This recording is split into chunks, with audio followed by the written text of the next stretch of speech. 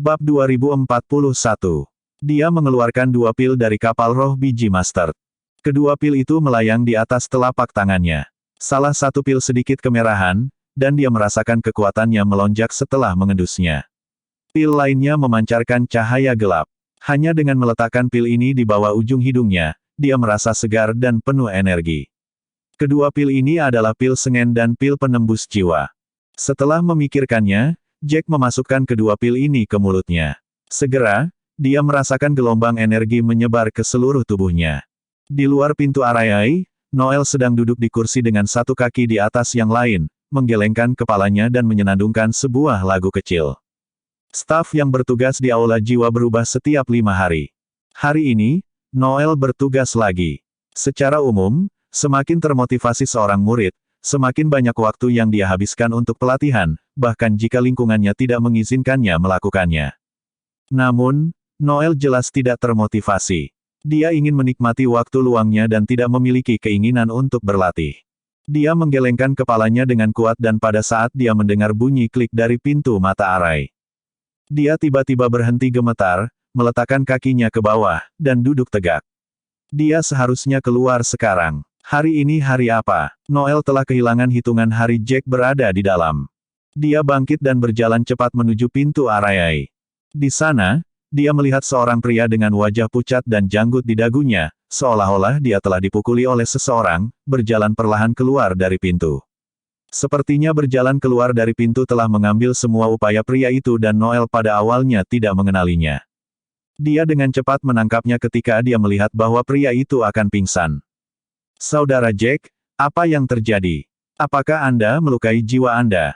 Mengapa sepertinya kali ini lebih buruk daripada yang terakhir kali? Sebelumnya, ketika Jack keluar dari pintu Arayai, dia masih memiliki energi yang cukup untuk keluar dari pintu meskipun dia terlihat sedikit lebih buruk untuk dipakai. Kali ini, bagaimanapun, sepertinya Jack telah melalui neraka dan kembali. Tidak hanya dia kehilangan berat badan, dia juga tidak bercukur dan kuyuh. Raut wajahnya begitu menyedihkan sehingga mereka yang tidak tahu akan mengira dia telah tinggal di daerah kumuh selama beberapa tahun. Jack menjabat tangannya dengan kekuatan terakhir yang tersisa. Dia bahkan tidak bisa mengucapkan sepatah kata pun. Kebetulan Zain sedang berjalan dengan sapu di tangannya dan dia juga kaget saat melihat keadaan Jack. Mereka berdua membantu Jack ke bangku dan Noel menuangkan secangkir teh untuknya. Kemudian dia mengeluarkan pil dari ruang penyimpanannya sendiri dan meletakkannya di depannya. Pil itu tidak bermutu tinggi, tetapi sangat efektif dalam memulihkan energi. Itu adalah pil yang bisa memperkuat esensi seseorang dan menumbuhkan semangat seseorang. Jack menggelengkan kepalanya tanpa sadar. Harga pil ini tidak mahal tetapi masih membutuhkan poin kontribusi untuk menebusnya. Meskipun Noel telah lama berada di paviliun penguasa ganda, dia tidak kaya.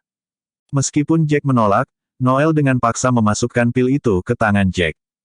Jangan khawatir, ambil saja. Saya tidak menggunakan poin kontribusi saya untuk mendapatkan pil ini. Itu diberikan kepada saya oleh orang tua saya dan masih banyak lagi dari mana asalnya. Anda membutuhkannya lebih dari yang saya lakukan sekarang. Anda bisa bayar aku nanti. Jack tidak punya pilihan selain menerima pil itu karena Noel sudah mengatakannya. Selain itu, dia benar tentang Jack yang membutuhkan pil pemulihan energi. Setelah ragu-ragu sejenak, dia akhirnya memasukkan pil itu ke mulutnya. Bab 2042. Sifat obat dari pil itu ringan. Dibandingkan dengan dua pil yang sebelumnya dia minum, perbedaan sifat obatnya hampir seperti langit dan bumi. Sifat obat dari pil sengen dan pil penembus jiwa seperti minyak goreng yang terbakar, dan pil pemulihan energi ini seperti mata air, berdeguk. Sifat obat ringan perlahan mengalir melalui meridian Jack, memperbaiki luka-lukanya dan secara bertahap membuatnya merasa lebih energi. 15 menit kemudian, dia secara bertahap pulih dari kekurangan kekuatan fisiknya. Terima kasih banyak, Kakak Noel, kata Jack setelah menyesap tehnya. Meskipun menurut aturan, Jack perlu memanggil Noel sebagai juniornya, dia memilih untuk tidak melakukannya, dan malah memanggilnya sebagai seniornya. Dia merasa lebih terhormat untuk melakukannya. Setelah mendengar Jack memanggilnya seperti itu, Noel tertawa kecil dan tidak terlalu memikirkannya. Dia menepuk bahu Jack dan dengan sungguh-sungguh berkata, kamu sepertinya suka menyiksa diri sendiri sampai mati setiap kali kamu berlatih di pintu Arayai. Kali ini adalah yang terburuk. Aku memeriksa tanda vitalmu saat itu dan menemukan ada beberapa kerusakan ke meridian Anda. Apa yang Anda lakukan di dalam? Setelah mendengar ini, Jack hanya tersenyum pahit. Untuk menyingkat pedang jiwa kelima, dia rela mengambil pil sengen dan pil penembus jiwa. Kedua pil itu sangat mendominasi saat efeknya mengalir ke seluruh tubuhnya. Meskipun mereka membawa efek yang besar, mereka juga membuatnya tidak nyaman. Terutama pil sengen yang lebih mendominasi daripada pil penembus jiwa. Pil sengen mengandung sejumlah besar energi sejati. Efeknya tidak akan senyaman itu jika dikonsumsi dalam keadaan normal dan diberi waktu untuk mencernanya secara perlahan. Namun, setiap menit di pintu arai mata sangat berharga bagi Jack dan dengan demikian, dia membuat keputusan gila mengesampingkan sifat dominan pil sengen, dia dengan paksa menyerap khasiat obat dan dengan cepat memulihkan energi sejati di tubuhnya. Dia juga melukai meridian sebagai akibat dari sifat obat yang mendominasi sehingga ketika dia keluar, dia sangat lemah sehingga dia hampir merangkak keluar dari pintu. Namun, dia sangat dihargai dan meskipun dia secara tidak sengaja melukai meridiannya, dia berhasil memadatkan pedang jiwa kelima. Lagi pula, dia hanya perlu beberapa hari untuk memperbaiki meridiannya.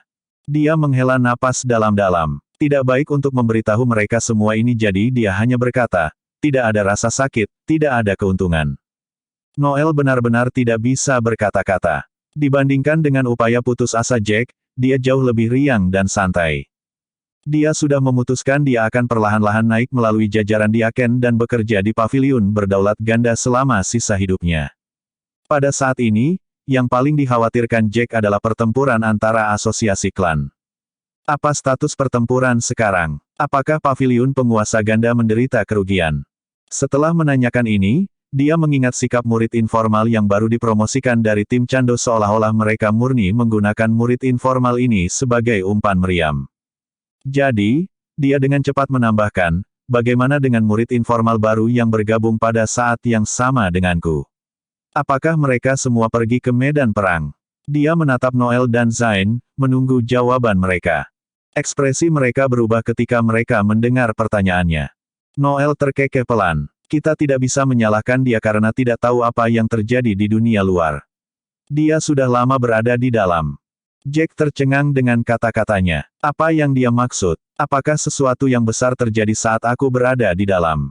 Perang sudah berakhir, jawab Noel tanpa menunggu dia bertanya. Tidak ada lagi pertempuran, tanya Jack dengan cemberut. Bab 2043. Noel mengangguk, membuat Jack terdiam. Sejak tiba di benua Hestia, dia telah mendengar tentang ketidakjelasan antara paviliun berdaulat ganda dan klan asal Mudelt.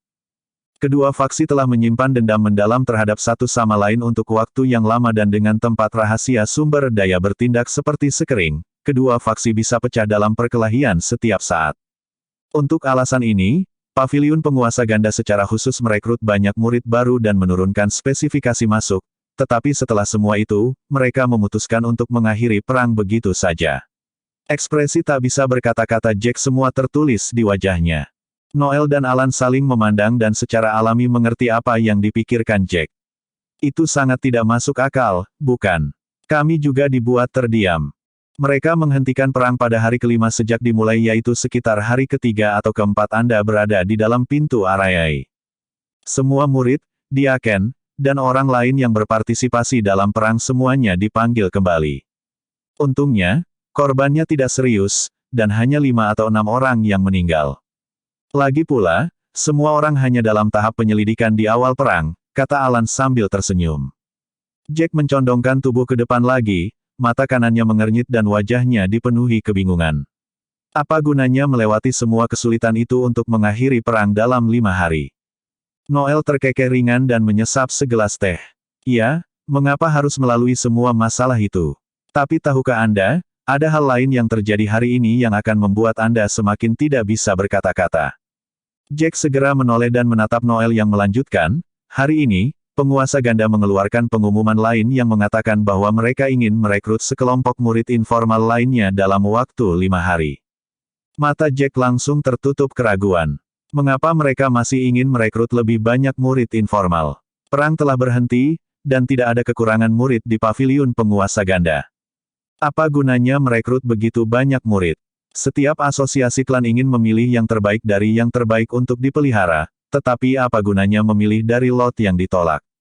Alan jelas tidak bisa mengetahuinya juga. Dia bertanya dengan rasa ingin tahu, mengapa mereka melakukan ini. Saya benar-benar tidak mengerti. Mungkinkah paviliun penguasa ganda kekurangan murid? Mereka bertiga tahu dengan jelas di dalam hati mereka bahwa tidak ada kekurangan murid. Selain itu, sumber daya asosiasi klan terbatas. Mereka akan membutuhkan lebih banyak sumber daya jika mereka berencana untuk merekrut lebih banyak murid. Bahkan batch Jack sudah sedikit melebihi batas.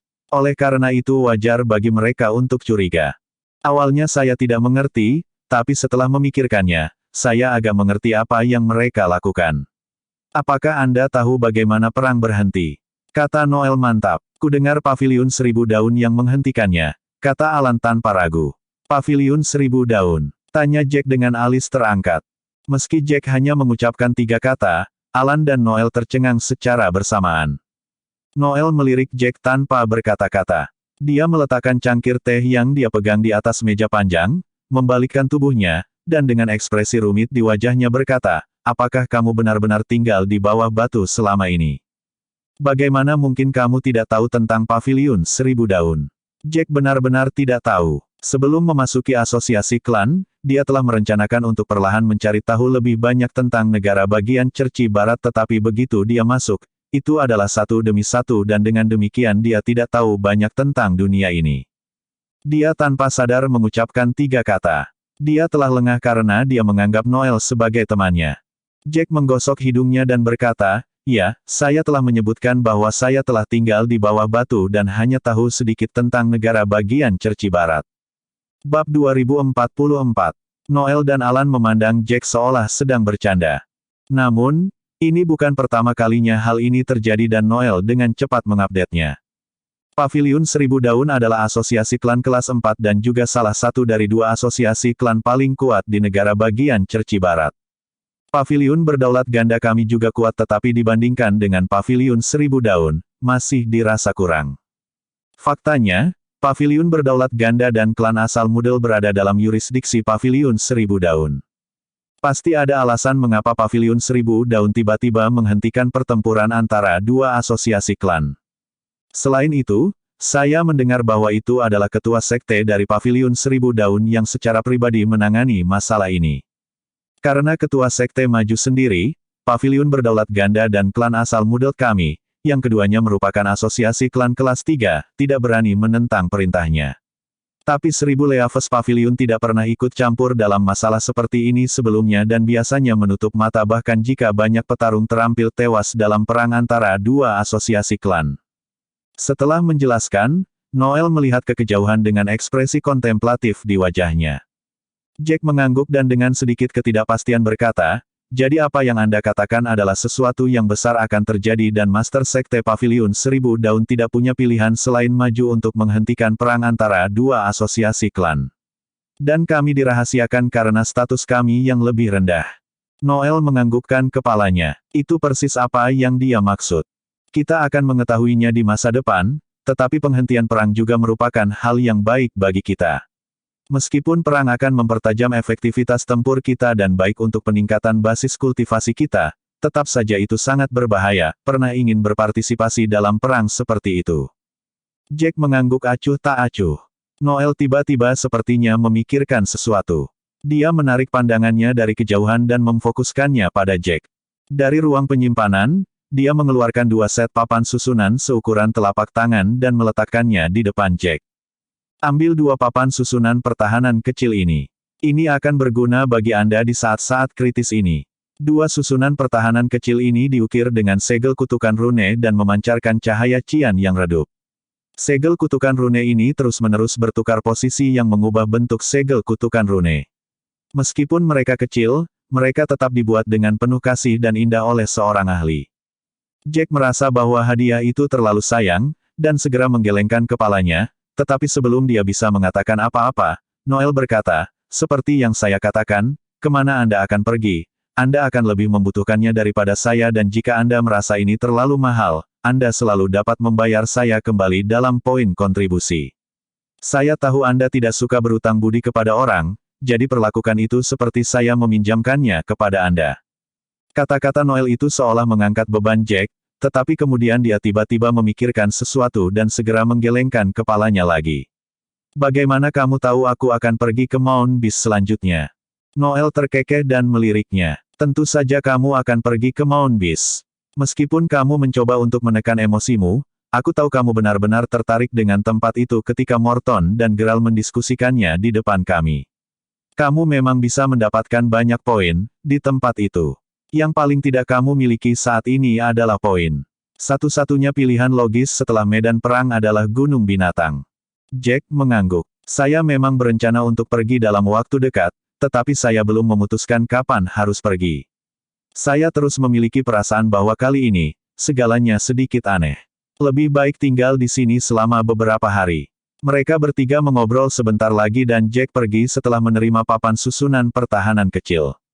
Dalam perjalanan kembali, Jack ingin mampir ke Seven Stars Hall tetapi memutuskan untuk tidak melakukannya. Dia berencana untuk menukar 10 poin terakhirnya dengan peta Gunung Binatang yang menunjukkan peringkat bahaya dari setiap area. Bab 2045. Peta itu murah dan berguna. Dengan itu, seseorang dapat menemukan detail keberadaan binatang buas dan tingkat kesulitannya. Monster-monster memiliki konsep wilayah yang sangat kuat, dan yang lebih lemah tidak akan pernah menyerang wilayah monster kuat. Para pejuang yang ingin selamat dari perjalanan melalui Gunung Binatang akan mendapatkan peta seperti ini. Dengan peta ini, mereka akan bisa tetap dekat dengan area di mana monster level rendah berada. Dalam keadaan ini, selama mereka tidak terlalu sial atau tidak sengaja masuk ke sarang monster tingkat tinggi, mereka akan keluar tanpa cedera. Jack, karena berhati-hati, tidak pergi ke Seven Stars Hall sendiri tetapi sebaliknya, meminta Brooke untuk menggantikannya sehingga tidak ada yang tahu dia memiliki peta di tangannya. Lebih baik aman daripada menyesal. Tidak ada yang berani melakukan sesuatu yang terlalu terang-terangan kepadanya saat dia masih dalam batas-batas paviliun penguasa ganda, tetapi itu akan menjadi cerita yang berbeda jika dia berada di luar.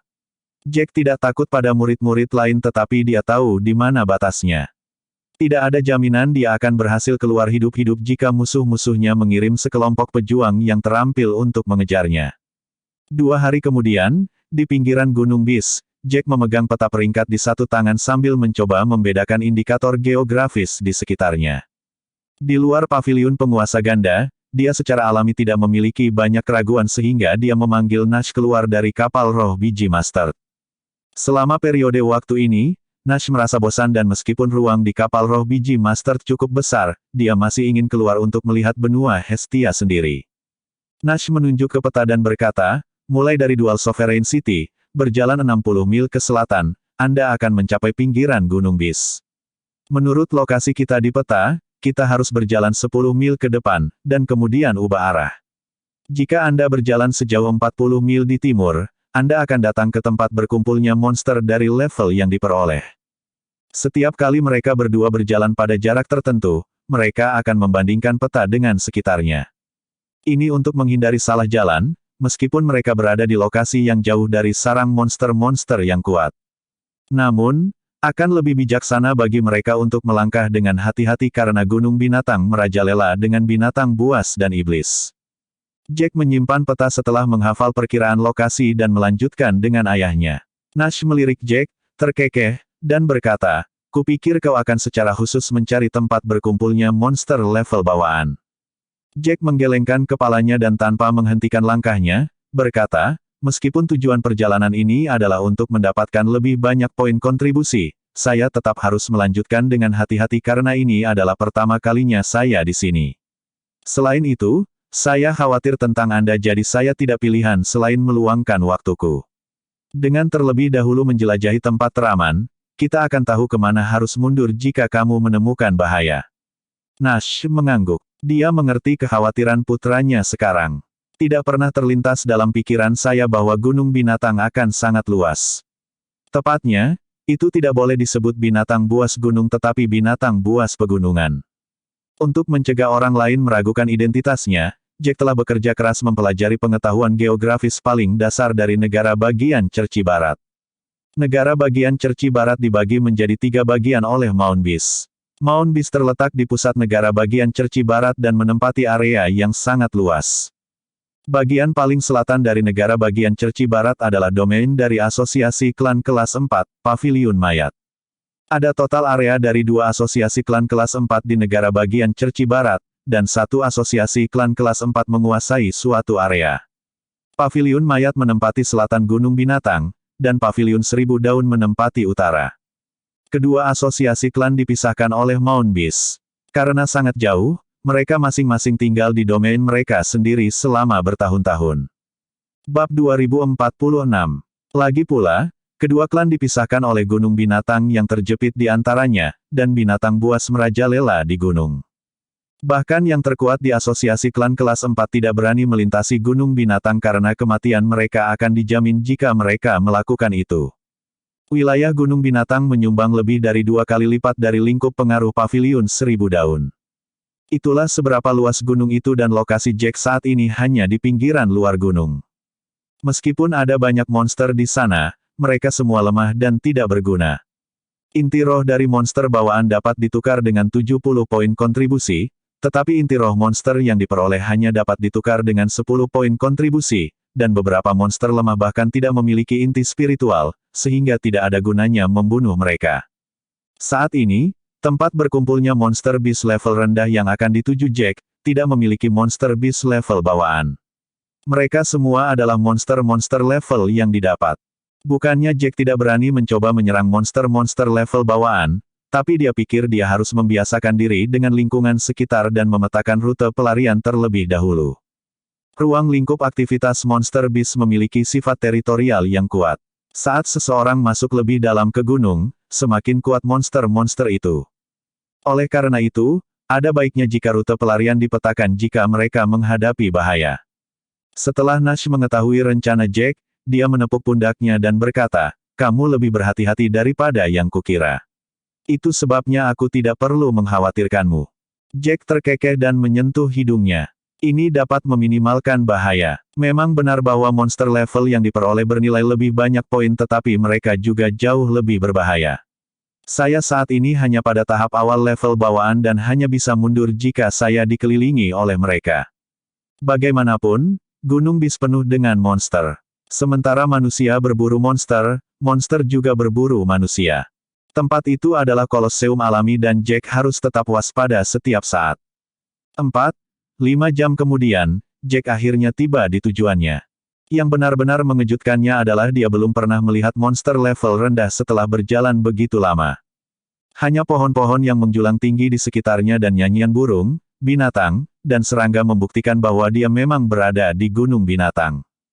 Bahkan Nash merasa itu agak aneh. Bukankah tempat ini seharusnya penuh dengan monster? Kenapa kita belum pernah melihatnya sejak datang ke sini? Jack mengangguk, matanya mengamati sekeliling seperti elang. Mungkinkah monster-monster di area ini telah diburu hingga bersih? Itulah satu-satunya deduksi logis yang bisa dia dapatkan. Nash mengerutkan kening. Melihat bahwa Jack telah mengeluarkan peta peringkat untuk area berbahaya Gunung Binatang, dia dengan ragu-ragu berkata, "Saya rasa kita tidak perlu mempercayai peta ini lagi. Ini jelas tidak akurat. Lagi pula, kita tidak tahu kapan peta ini ditarik. Monster-monster itu mungkin telah memindahkan sarang mereka." Tiba-tiba, telinga Jack berkedut, dan dia tiba-tiba menoleh. Dia merendahkan suaranya dan bertanya, "Apakah kamu merasakan angin bertiup barusan?" Begitu Nash melihat ekspresi hati-hati Jack, dia juga meningkatkan kewaspadaannya. Dia mulai mengamati pohon-pohon yang menjulang tinggi juga. Namun, hari sudah tengah hari, dan matahari telah terbit tepat di tengah. Meskipun pohon-pohon itu menjulang tinggi, mereka masih membocorkan sinar matahari melalui celah-celah di dedaunan, menerangi sekitarnya. Rerumputan di tanah mengungkapkan embusan uap air, dan itu lembut ketika mereka menginjaknya. Mereka bisa mencium bau darah di atasnya. Namun, hal ini tidak membuat Nash waspada, karena sejak menginjakkan kaki di Mount Beast, bau ini sudah memenuhi hidung mereka. Aku yakin tidak ada angin yang bertiup tadi.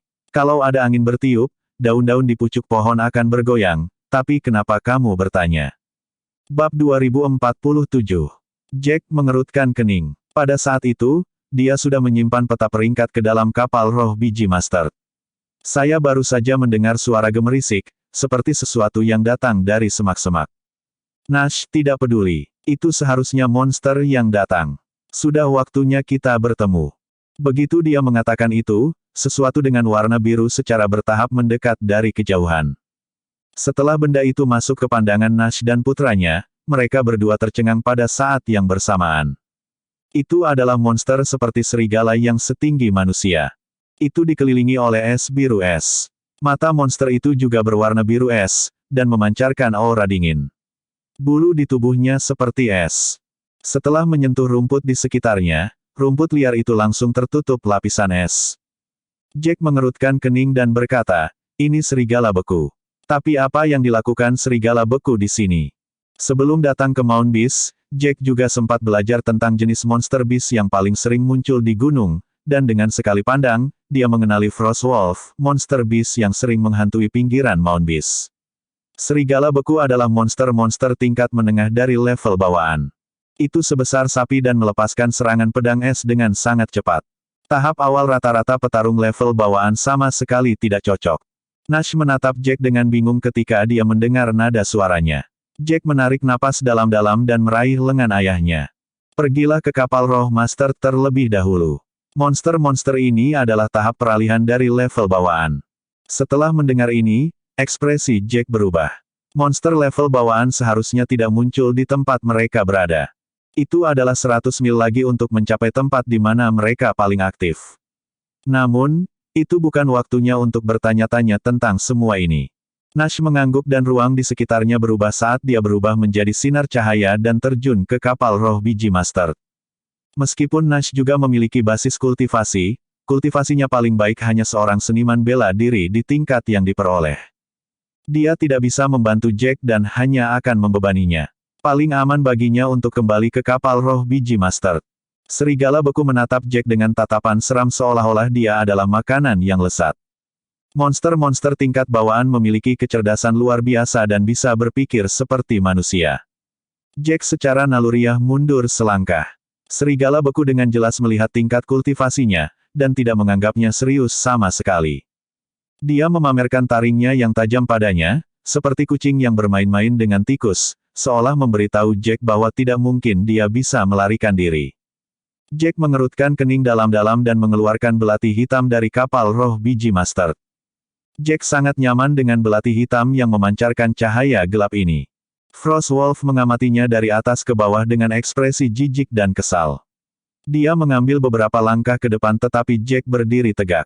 Serigala beku tampaknya tidak mau terus membuang waktu dengan Jack dan itu mulai sedikit menekuk anggota tubuhnya.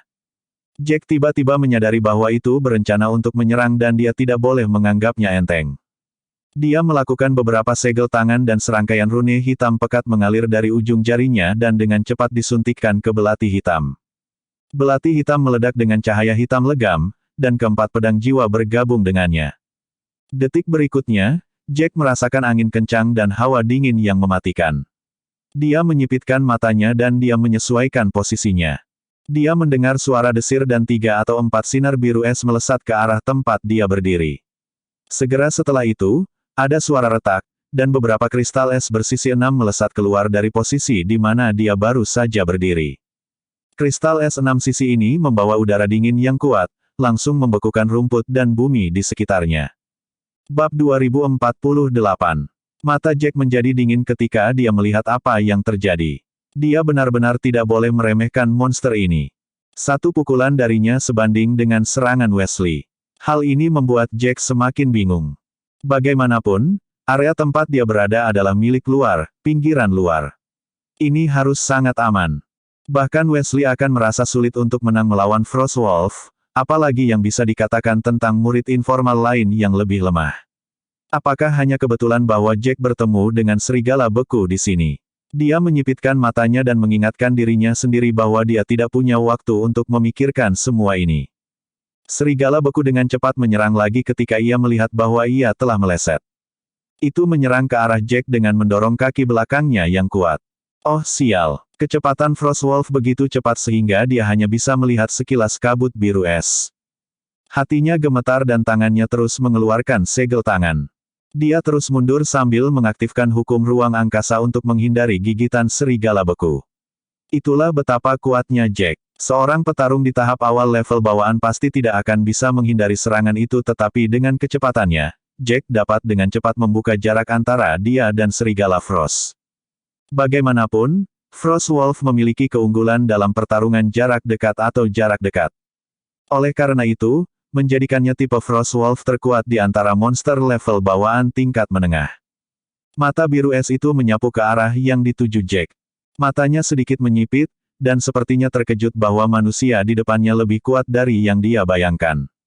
Dia mampu menghindari serangannya dengan dukungan hukum ruang angkasa dan dalam 2 atau 3 napas, Jack sudah membuat jarak yang sangat jauh antara dia dan Frost Wolf.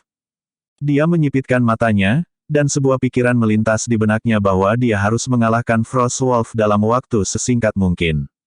Menyeret pertarungan lebih lama hanya akan memperburuk keadaan. Dia melakukan segel tangan lagi dan mengeluarkan 3 belati hitam dari kapal roh biji master. Sekarang dia memiliki 4 belati hitam seragam di tangannya yang telah dia persiapkan sebelumnya. Dia mengambil napas dalam-dalam, dan cahaya abu-abu hitam menyala di tangannya. Serigala beku tampaknya merasakan bahwa Jack akan mendapat masalah dan tidak ingin berlarut-larut juga. Itu melemparkan kepala biru esnya dan melolong ke langit yang sunyi seolah memanggil kawanannya. Ini membuat Jack tertawa di dalam. Kemudian Frost Wolf menyerbu ke arahnya lagi. Cahaya biru es yang menyilaukan meledak dari tengah alis serigala, dan 4 kristal es bersisi 6 melesat ke arah Jack dengan kecepatan yang sangat cepat. Kecepatan serangan Frost Wolf tampaknya telah meningkat 10 kali lipat. Jaka menarik napas dalam-dalam. Ketika kristal es 6 sisi ditembakkan, dia tahu di dalam hatinya bahwa tidak mungkin untuk menghindar, jadi itu adalah hal yang baik, dia tidak pernah berencana untuk melakukan itu. Dia mengerutkan kening dan cahaya abu-abu hitam di tangannya berkembang. Dia mendorong kedua tangannya ke depan, cahaya abu-abu hitam langsung melilit 4 belati hitam seperti tanaman merambat. Dengan seruan ringan, belati hitam bergegas menuju serigala beku. Jejak penghinaan melintas di mata biru es serigala Frost ketika dia melihat serangan itu. Sepertinya itu sangat meremehkan serangan Jack. Detik berikutnya, 4 belati hitam bertabrakan dengan 4 kristal es 6 sisi. Cahaya biru es dan cahaya abu-abu hitam bertemu di udara, dan suara benturan meletus dengan fluktuasi energi yang hebat. Setelah 2 berkas cahaya bertabrakan, mereka melepaskan percikan yang menyilaukan lagi, serigala beku dan Jack menyipitkan mata mereka pada saat yang bersamaan. Bab 2049. Dibutakan oleh cahaya ini, kedua lawan tidak dapat melihat satu sama lain dengan jelas, tetapi keadaan ini hanya berlangsung setengah napas. Detik berikutnya, potongan-potongan serpihan es seukuran kuku melayang di sekitar mereka. Fragmen biru es ini adalah produk dari panah es 6 sisi yang dihancurkan. Ketika Frost Wolf melihat pecahan di langit, sebelum bisa bereaksi, 4 belati abu-abu hitam bergegas keluar dari cahaya yang menyilaukan dan mengarah lurus ke lehernya. Ini membuat Frost Wolf gemetar ketakutan. Setelah bertarung selama bertahun-tahun, itu telah membentuk reaksi naluriah dan mulai mundur dengan cepat untuk menghindari serangan. Namun, keempat belati itu tiba-tiba bergetar hebat di udara. 3 belati tengah terutama bergetar hebat. Serigala beku mendengar klik, dan 3 belati meledak di udara dengan potongan-potongan yang hancur menembak ke arah sekitarnya seperti jarum baja. Serigala beku melihat dengan matanya sendiri bahwa bahkan setelah 3 belati meledak, masih ada 3 sinar energi hitam di posisi semula. Mereka masih bergegas ke arahnya dengan satu-satunya belati yang tidak meledak. Serigala beku menganggap ini aneh dan secara naluriah mundur. Itu melesat sangat cepat, tetapi bagaimana Jack bisa melepaskan kesempatan yang begitu bagus untuk membunuhnya sekali dan untuk selamanya? Dia berbisik, sekarang. Dia melakukan segel tangan lagi, dan 3 pedang jiwa, di bawah kendalinya, bergabung dengan satu-satunya belati yang tidak meledak dengan suara mendesis. Setelah fusi, kekuatan serangan pedang jiwa meningkat tajam dan kecepatan belati hitam itu meroket. Dia bahkan tidak ragu untuk menggunakan hukum ruang di sini. Meskipun Jack dapat mengendalikan hukum ruang, dia masih belum menyempurnakan tekniknya dan dengan demikian, sedikit memberatkan untuk digunakan. Namun, sekarang setelah kesempatan langka telah diberikan kepadanya, dia tidak bisa membiarkan serigala beku ini pergi apapun yang terjadi. Melihat belati hitam mengejarnya, Frost Wolf sekali lagi mengandalkan kecepatannya dan mundur dengan suara mendesing. Serigala beku menoleh ke belakang untuk melihat belati yang masuk saat dia berlari dan sepertinya ketakutan terburuknya sedang terjadi. Awalnya, belati hitam itu masih puluhan meter darinya, tetapi untuk beberapa alasan, ruang tiba-tiba terdistorsi dan di detik berikutnya, belati hitam itu beberapa inci darinya. Ini sangat tidak terduga bagi Frostwolf sehingga dia lengah dan saat berikutnya dengan suara menusuk, darah mulai menyembur keluar dari tubuhnya. Ada ledakan lain saat energi kekerasan menghancurkan Frostwolf dan langsung jatuh ke tanah dengan rengekan. Faktanya, kerusakan fisik yang diterimanya hanya sekunder dari kerusakan jiwa yang diterimanya. Bagaimanapun, menghancurkan Void adalah teknik yang dikaitkan dengan jiwa. Jiwa Monster Beast adalah titik lemah mereka. Begitu belati hitam yang diisi dengan 4 pedang jiwa menembus tubuh serigala beku, saat itulah jiwanya menjadi daging cincang. Itu tidak mungkin lebih mati daripada sebelumnya. Sebelum Frostwolf mengambil napas terakhirnya, ia masih tidak mengerti bagaimana manusia pada tahap awal tingkat bawaan bisa begitu kuat. Melihat Frostwolf tidak bergerak di tanah, Jack menghela napas lega dan Nash keluar dari kapal roh biji master. Bab 2050. Nash mengerutkan kening dan melirik Jack. Dia hanya berjalan ke mayat serigala beku ketika dia melihat Jack mengangguk dan meletakkan tangannya di bawah hidung serigala. Sudah mati baik-baik saja dan sepertinya tidak pergi dengan lembut ke malam yang gelap. Jack mengangguk lagi, menyeka keringat dingin dari dahinya, dan berjalan perlahan. Sepertinya aku masih kekurangan pengalaman bertarung yang sebenarnya. Seharusnya aku tidak membutuhkan banyak usaha karena Frostwolf telah meremehkanku. Dia akan mati lebih cepat jika aku menyerang dengan kekuatan penuh sejak awal. Nash mengangguk. Dia tidak melihat pertarungan itu terjadi tetapi meskipun demikian, dia bisa tahu dari keringat dingin di dahi Jack dan ekspresinya bahwa pertempuran itu pasti sengit. Pada saat ini, pecahan kristal S6 sisi masih melayang turun dari atas, membuat suhu turun beberapa derajat lebih rendah. Namun, sebagai orang yang berkultivasi, mereka tidak terganggu oleh hawa dingin. Nash mengernyit, lalu berkata, "Ayo berkemas Frostwolf dan segera pergi." Entah bagaimana, kurasa ini bukan tempat yang sangat aman. Jack mengangguk dan segera mulai bekerja. Dia mengeluarkan sebuah kotak besar dari kapal roh biji master, ditambah pisau pengupas yang besar, dan bersama-sama dengan Nash, mulai mengeluarkan bagian dari binatang yang bisa dijual seperti inti roh dan kulitnya. Mereka menyelesaikan pekerjaan dengan cepat dan setelah meletakkan semuanya, Jack dan Nash pergi dengan cepat. Dalam 5 menit setelah mereka pergi, beberapa monster lain bergegas keluar. Jika Jack ada di sana, dia akan lebih terkejut lagi, karena monster-monster itu semuanya ada di level bawaan. Untuk berjaga-jaga, Jack dan Nash berjalan ke timur sejauh lebih dari selusin mil yang menempatkan mereka beberapa meter lagi dari meninggalkan Mount Beast. Binatang buas di sana adalah binatang biasa, menjadikannya tempat yang sangat aman. Jack menghela napas lega dan Nash mendesaknya, "Kamu harus istirahat dulu." Kedua ekspresi mereka tidak terlalu santai. Jack mengangguk dan menemukan sebuah gua yang bisa menampung 5 atau 6 orang. Di luar gua, dia mengeluarkan susunan pertahanan kecil yang diberikan Noel padanya. Susunan pertahanan kecil ini akan memperingatkan Jack jika ada petarung atau monster yang kuat di sekitarnya dan mereka juga bisa memproyeksikan semua yang terjadi di sekitar area sekitarnya. Meskipun mereka adalah susunan pertahanan yang sangat biasa dan tidak dapat menahan serangan sama sekali, kegunaannya terbukti pada saat ini. Setelah melakukan persiapan, Jack dan Nash masuk ke dalam gua untuk beristirahat sejenak. Wajah Nash menjadi gelap ketika dia berkata, "Apakah menurutmu peta itu salah?" Jack menghela napas ringan dan mengeluarkan peta. Peta membagi setiap area berbahaya, dan bahkan tempat beberapa monster kuat disorot dan ditandai. Jenis dan kekuatan monster itu tertulis di sampingnya. Dia menatap peta dan menggelengkan kepalanya sedikit, "Saya tidak tahu, tapi saya selalu berpikir bahwa mungkin ada kecelakaan yang terjadi." Nash memandang Jack dengan serius dan berkata, "Mungkin kita harus meninggalkan gunung dan kembali lagi lain waktu." Jack mengerutkan kening, jelas tidak mau melakukannya. Dia memikirkannya dan berkata, "Meskipun segala sesuatunya tidak berjalan seperti yang diharapkan, kita harus tetap pada rencana kita untuk tetap berada di pinggiran gunung. Kita harus aman selama tidak terjadi hal yang tidak diinginkan." Bersambung